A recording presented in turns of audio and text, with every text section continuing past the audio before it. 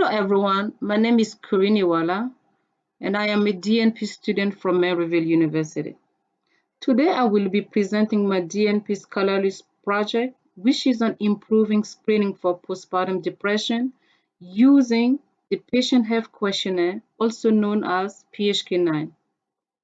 These are my committee members, Dr. Brandy Stahl, my DNP chair, Dr. Marie-Elise, my second reader, Ciciola Maria, my community member.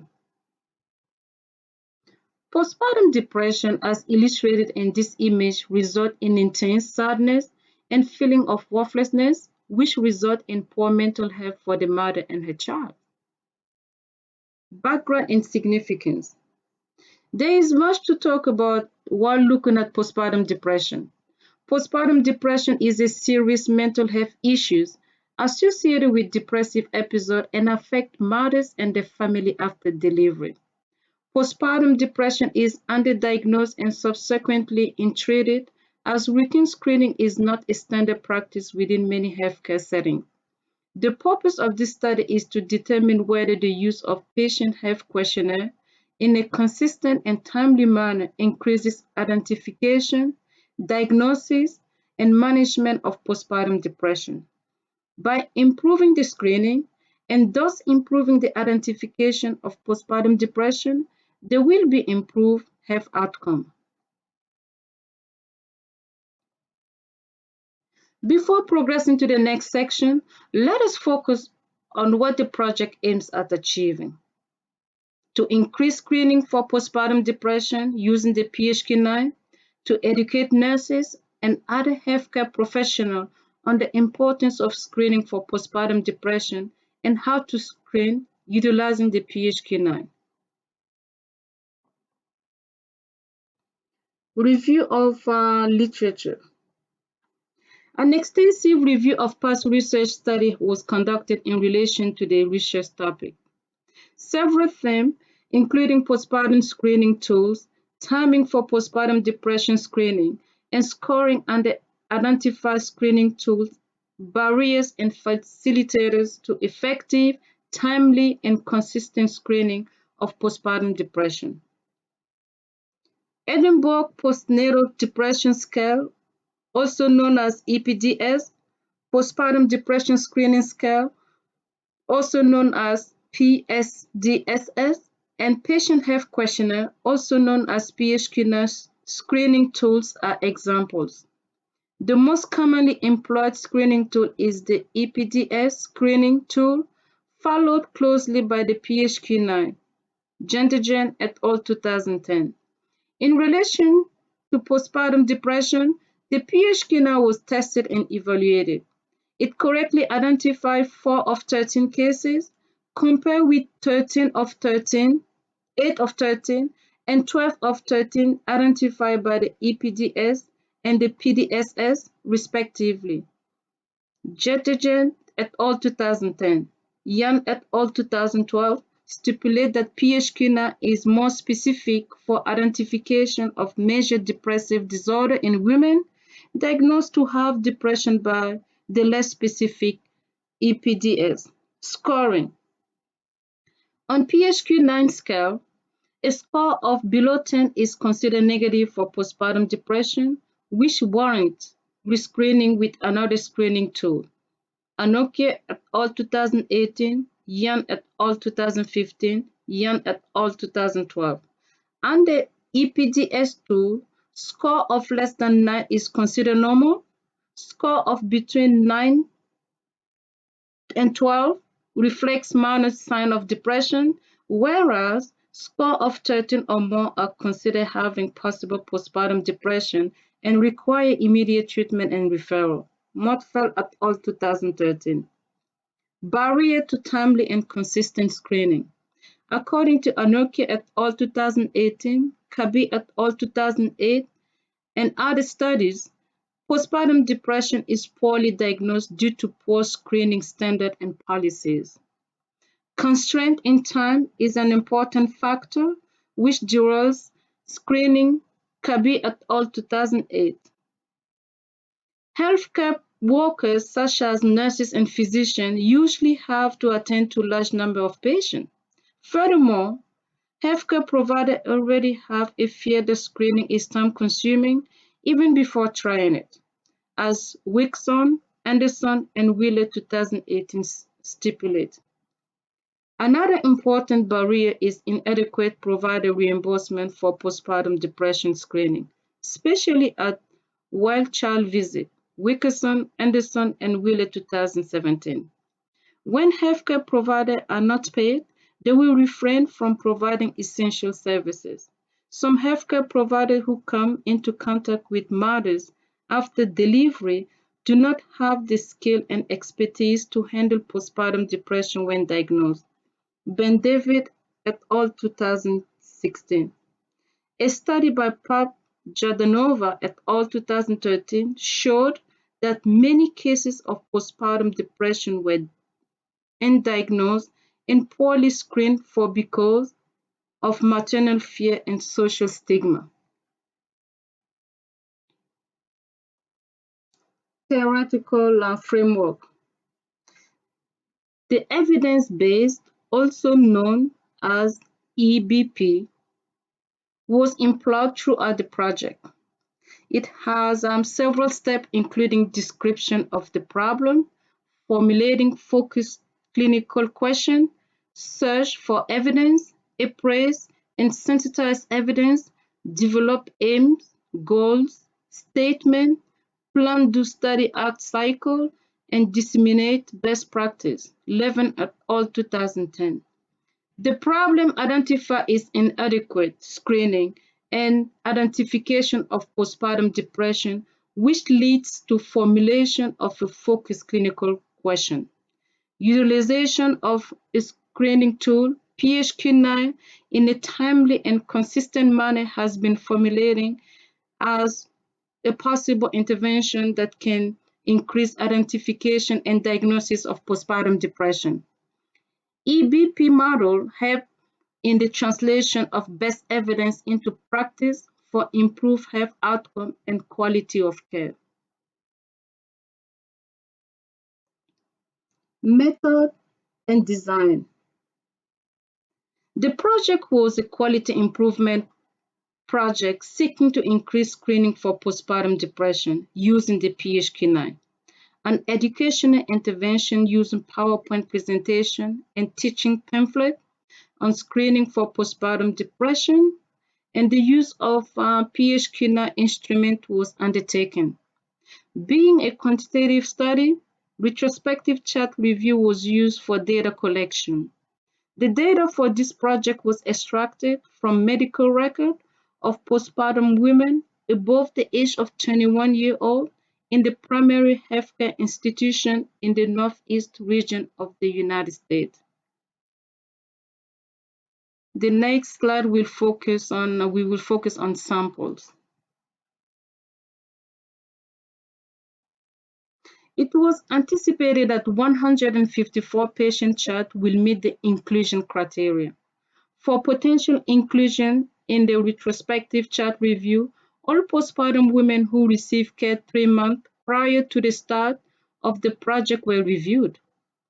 The data obtained from the retrospective review of the medical record was recorded in the data collection sheet.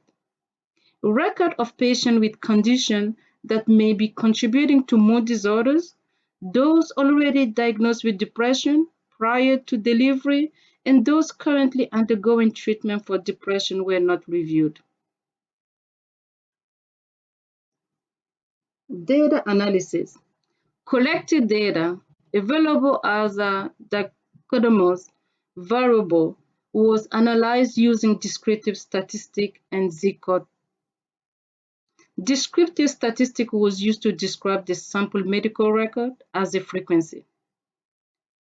To determine if there was a statistical difference after the educational intervention, the Z-test was used to compare pre- and post-intervention data at a confidence interval of 95%.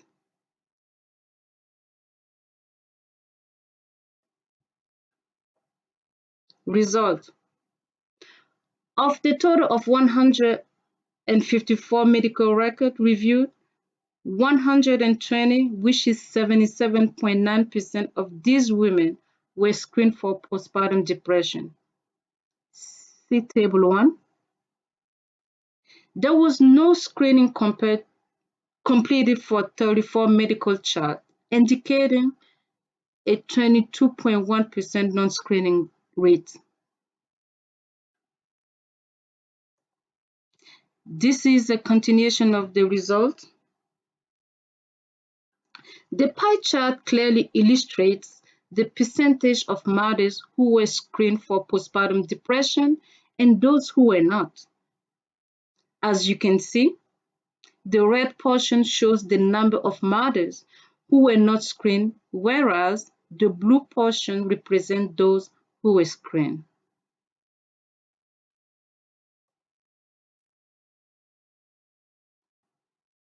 After the educational intervention, 154 randomly selected medical records of postpartum women above 21 years without past history of depression were analyzed. The rate of postpartum depression screening was 98.1%, while non-screening rate was 1.9%.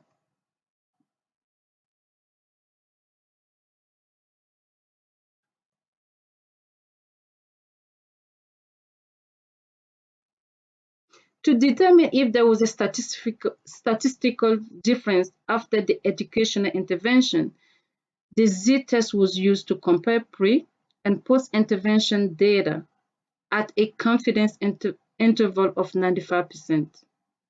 The p-value was less than 0.001, which is less than the significance level of 0.05. Therefore, there was sufficient information to suggest an increase in the ratio from pre to post-intervention.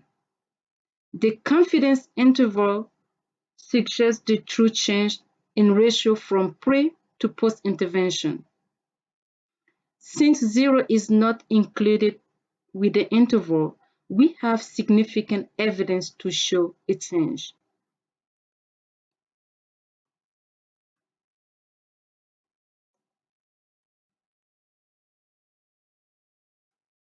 Discussion. From the data analysis, the educational intervention increased the screening rate for postpartum depression. There was a significant change after institution of the educational intervention on the importance of postpartum depression screening. The result implies that screening practices improve substantially using the PHQ-9, a standardized screening instrument. Anokia et al. 2018, Yan et al. 2015. Additionally, early screening was observed resulting in early diagnosis and management of postpartum depression. The results are consistent with findings from previous studies. For instance, according to Anokia et al. 2018, poor screening standard and policy can result in poor screening practice for postpartum depression.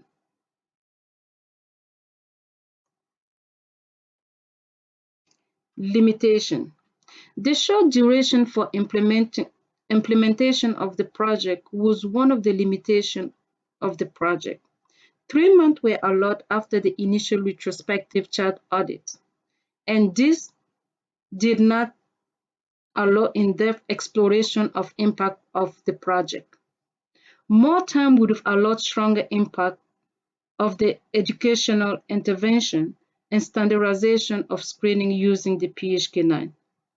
Information on others' impact of the project, such as where the treatment was started and improved knowledge among nurses, was not part of the data collection. Such information would have provided a clear impact and benefit of screening. Another limitation is that the project was conducted within one healthcare institution that greatly affects generalizability of the result. The conditions within the facility are different from other healthcare facilities. Utilization of retrospective chart audit, had the limitation of some chart having incomplete documentation, which prolonged the data collection process. The project was conducted during the pandemic, COVID-19, which greatly affected hospital visits across the lifespan. The number of patients visiting healthcare facilities, especially well visit and checkup, greatly reduced because of the fear of contracting the COVID-19. Reduced visit to hospital had an impact of the number of postnatal mothers coming from wellness visits. These limitations were inevitable. As such, no measures were put in place to minimize them. However, full support and backing by the agency serve as reassurance that the results of the project are sustainable. Moreover, the result contributed to improved screening practices in the facility. The poor screening standard, including late and inconsistent screening within the agency, were responsible for low screening rates. Through the project, awareness was created regarding the importance of screening, resulting in increased screening rate and practices in the facility. The result of the project also indicated that screening of postpartum depression can be improved through creation of policies that advocate for routine screening during postpartum period. As a standard care procedure, screening for postpartum depression can be improved. Making screening a routine and universal practice, improve screening, Mottfeld et al. 2013.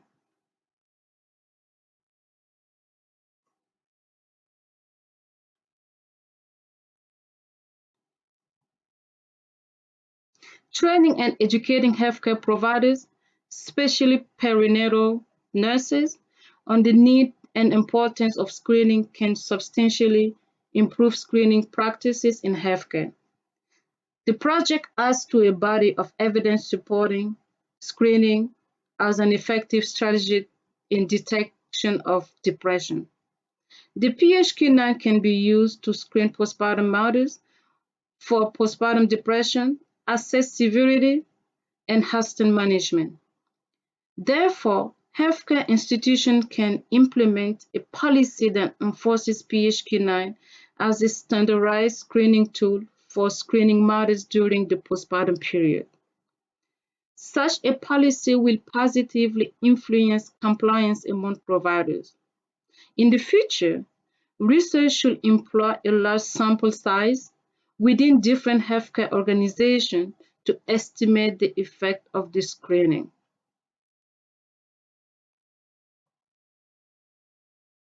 Conclusion: postpartum depression has devastating outcome on mothers, their children, and family as well.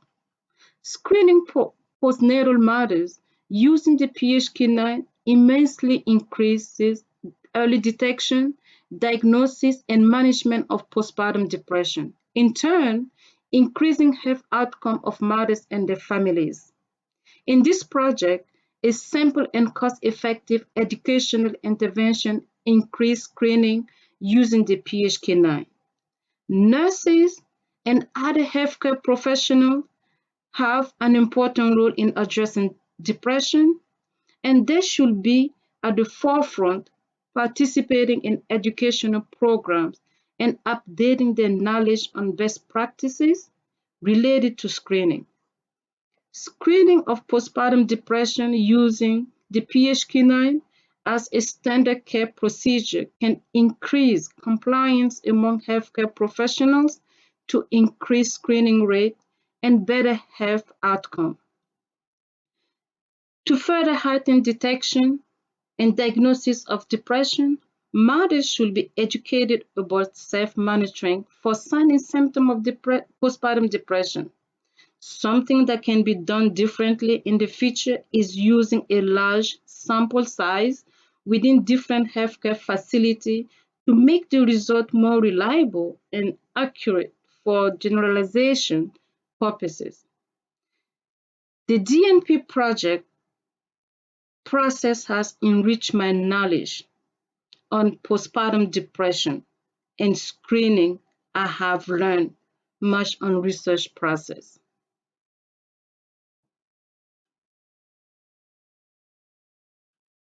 I look forward to your question and comment in the coming week.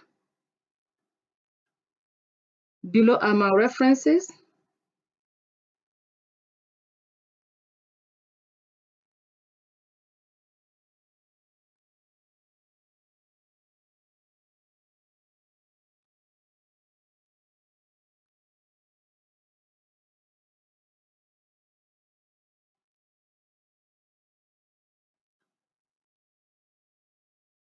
And this is the end of my presentation. Thank you all for your time and for listening to my presentation.